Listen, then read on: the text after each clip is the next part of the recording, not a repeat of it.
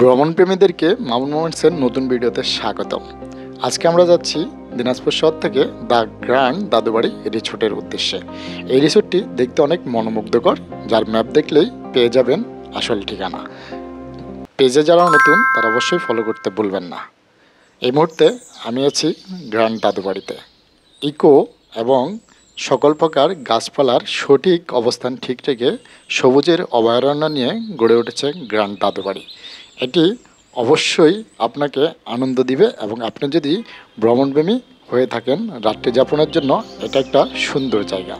মনের একটা শান্তির জন্য এই ধরনের একটা ন্যাচারাল ভিউতে আপনি আসতে পারেন অনায়াসে। দিনাজপুর শহর এবং রংপুর শহর থেকে দুদিক থেকে আপনি আসতে পারবেন এই জায়গাটিতে।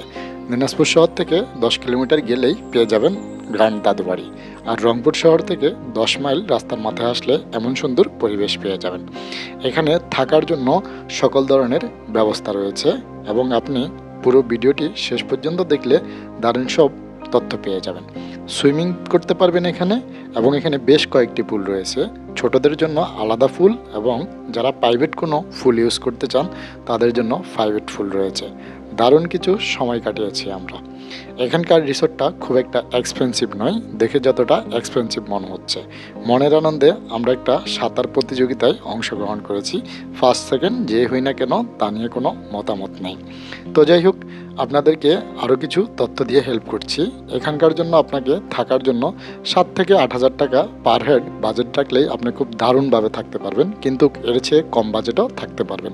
তো ভিডিওটি ভালো লাগলে অবশ্যই শেয়ার করবেন। বিস্তারিত জানতে কমেন্টস করুন।